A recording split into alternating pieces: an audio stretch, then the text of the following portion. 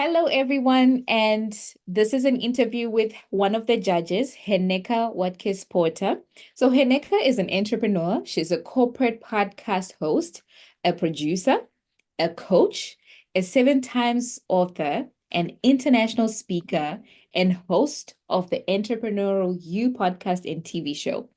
She has interviewed the likes of Lisa Nicholas, Les Brown, Richard Branson, Jolie Damas, and more. Actually, quite a lot more other influencers. And we would also like you to connect with her, check out her podcast and all the other services that she provides.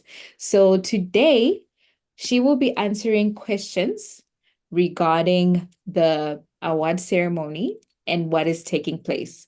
I will hand over to you, Heneka, to just share a few words before we get straight into the questions.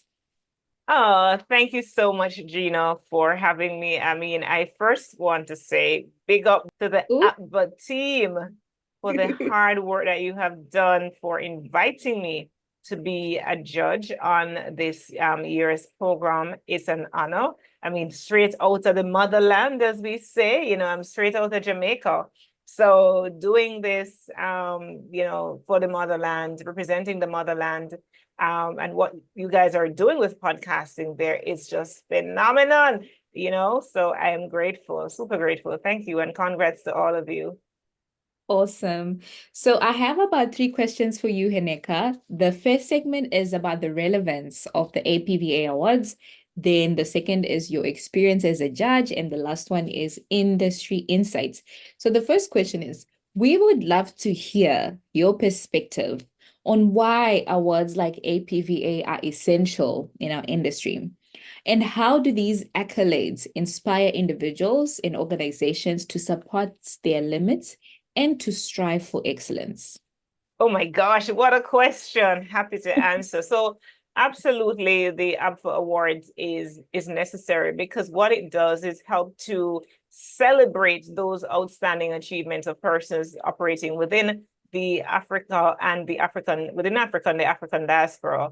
Those who have set the high standards. I mean, when I went through that program, that judging, I realized how high the bar has been set. So it not only honors individuals and the organizational accomplishments, whether it is an indie podcaster or those that were representing a company, but it also highlights the evolving benchmark, I like to say, of excellence that is happening within the industry.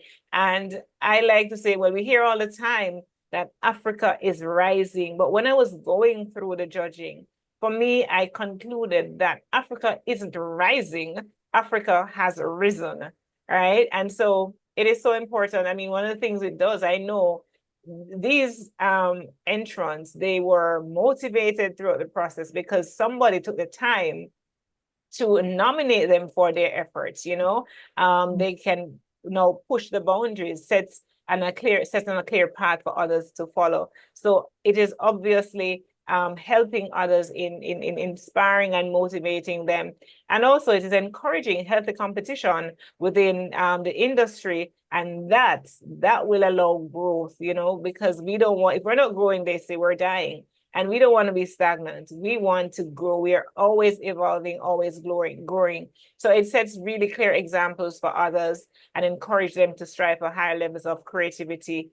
In addition to the visibility and the credibility that the awards, I think this is the second year of the awards, or the third year, I think. I don't remember what year it is, but whatever year it is, I know that we're building and you're building on the work that you've done. So it is absolutely relevant, and you are setting the standards for others. Like even in the region, I'm from Jamaica, and I am the Jamaican podcast queen, I hasten to say. When I started podcasting a couple of years ago, a lot of people were asking pod what, and it's not to say that I was the only one podcasting in Jamaica, but at the time there was not much happening with podcasting, and those who were podcasting were not really about teaching. They were focusing on their areas of expertise. And so I began to go on this drive to teach, to train persons, to go on radio, TV, media, and talk all about podcasting. So you're setting the standards for even me to emulate and to bring home to the Caribbean region. So again, congratulations.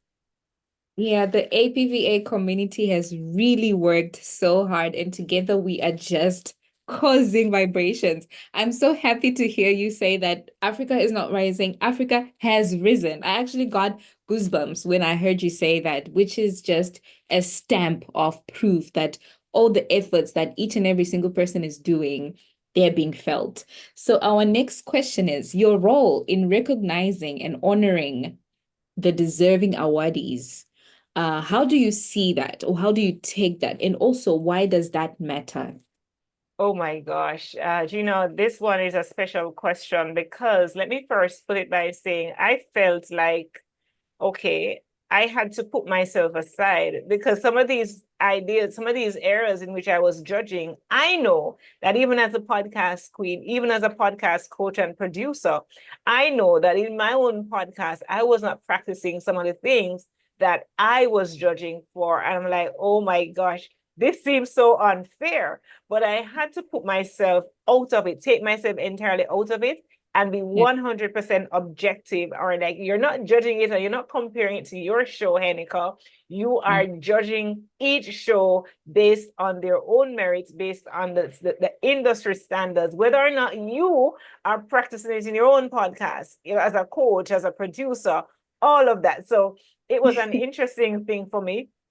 Secondly, Gina, it was challenging because oh my gosh, it was over 100 podcasts that we had to. I mean, I had the ability, the honor rather of judging, and when I was going through, I'm like, again, the conclusion I made that Africa isn't rising, Africa has risen. So yeah, I really found it an honor, and it's not, I mean, we say this as cliche all the time, but it was not a cliche for me, right? It was a reality that here I am in Jamaica, being asked to judge podcasts because I must have been doing something right, with yeah, the wave and the trend that I've been setting in my own country.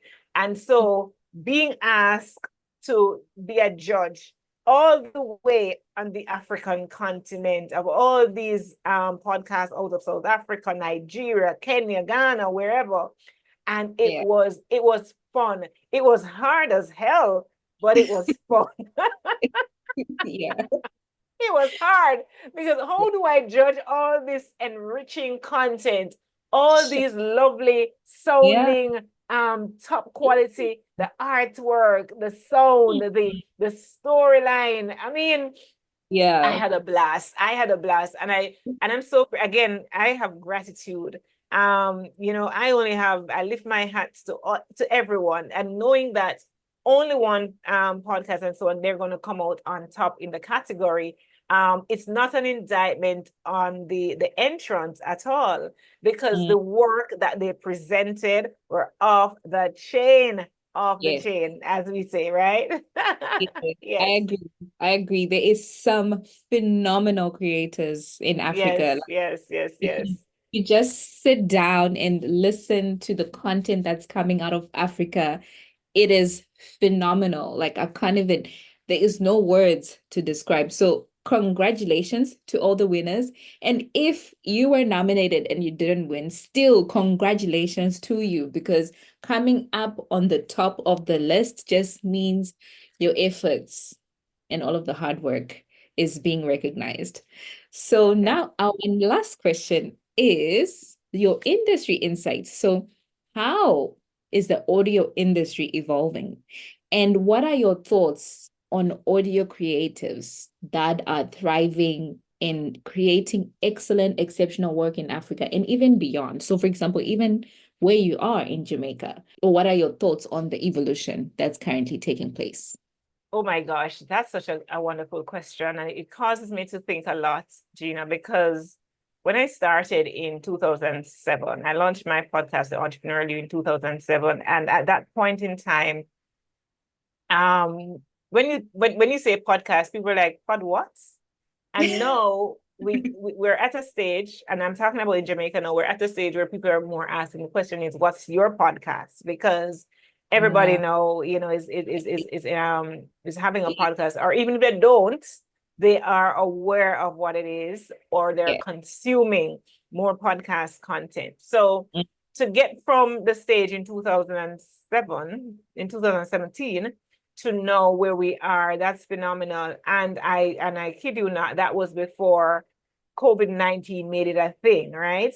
When COVID-19 came, that just hastened up along for all of us, and particularly those of us who are in the developing world, as we are usually 10 years behind the technology, albeit in Jamaica, Caribbean, in the Caribbean, Jamaica is more ahead when it comes on to technology work, because we're earlier adapters than the rest of the region generally, but we're still usually about 10 years ahead. I remember when in that period of time I was doing the podcast. Now the podcast was opening doors for me, and I was doing events like LeaderCast in Jamaica.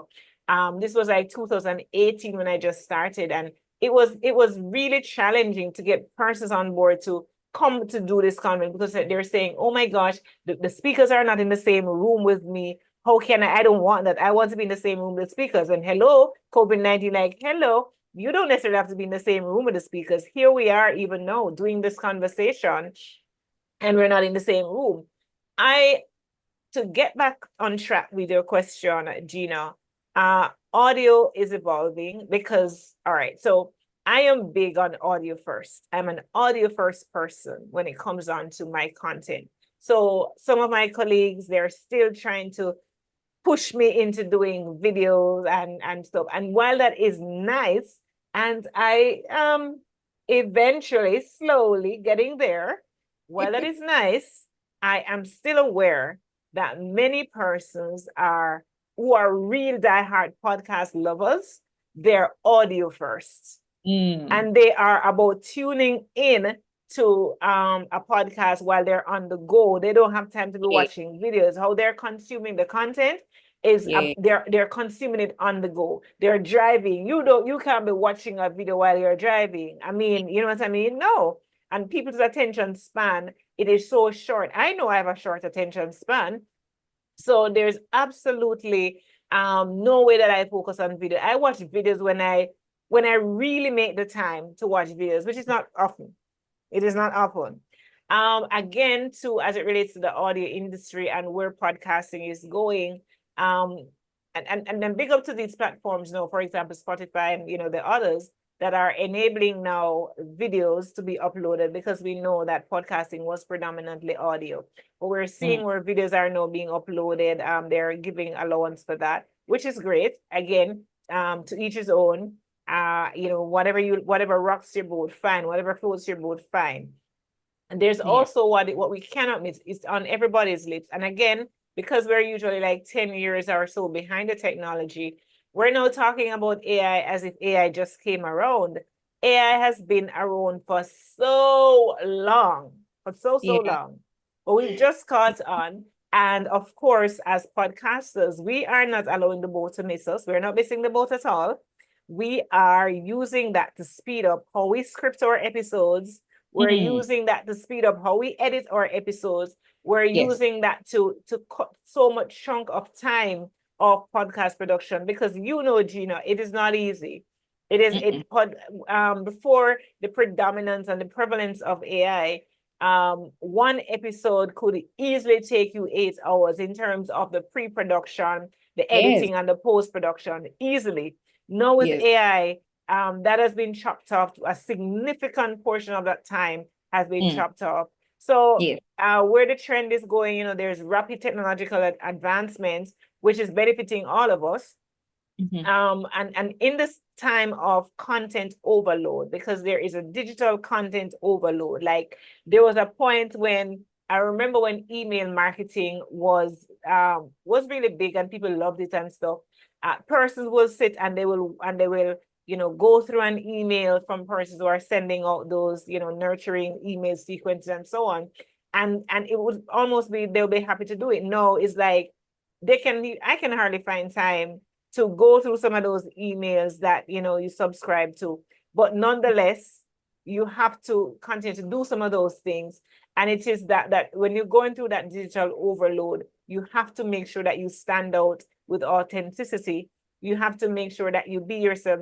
There's somebody says that be yourself because everybody else is taken, right? You have to make sure that you be yourself. But not only that, you provide the content that your listener wants.